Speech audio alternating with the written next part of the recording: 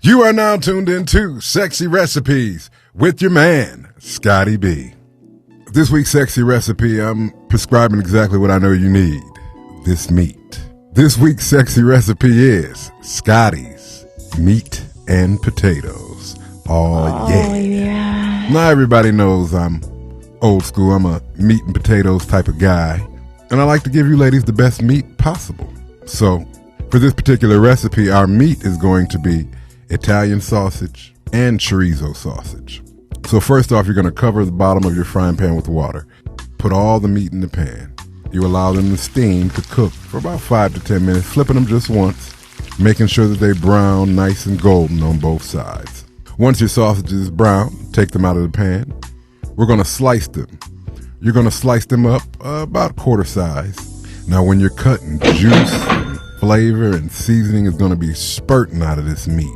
And it's going to smell good, but it's going to taste even better. Oh, yeah. So you get all those sausages cut up, and then you're going to place them back in that frying pan. Now you're going to reduce your heat, and then you're going to chop up bell peppers, whichever colors you prefer.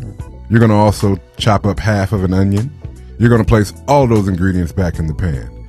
The sausage, the bell peppers, the onions, and you're just going to let them simmer. Put it on low, put a lid on that, set it to the side, let it get ready for the party. Now, for our potatoes, our garlic mashed potatoes. You're going to peel 5 or 6 good-sized potatoes. You're going to let them boil down and get nice and tender. So tender to the touch that when you put a finger in there, they completely break apart. Now, with these mashed potatoes, you want them nice and creamy. You want to whip them because everybody knows for anything to be right, it needs to be whipped. Then you're going to bring your fire down to a medium to low heat. You're going to add a half bar of cream cheese, a few tablespoons of sour cream and chives, a little butter, and all of the garlic goodness that you can fathom. Oh, yeah. Dice that fresh garlic up, place it in the pot, and put it on a low heat to a simmering heat. Let them all mingle and mix and meld. Oh my God. And at this point, the aroma in the kitchen should have you at attention in more than one way. So you got your sausage and peppers simmering. The kitchen is smelling like paradise. How do you finish it off? With a nice loaf of French bread. Split it in half. Amongst other things you'll be splitting that night.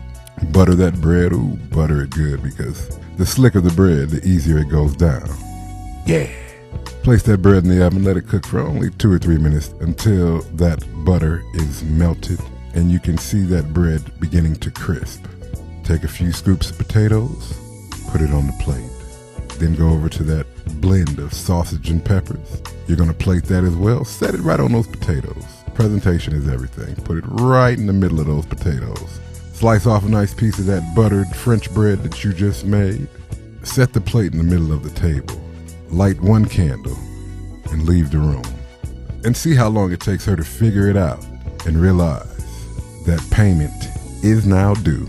And fortunately and unfortunately for you, we are not accepting any cash, credit, or currency that is not on or in your person. So do what you gotta do. Yeah. You are now tuned into another sexy, sexy recipe with your man, Scotty B.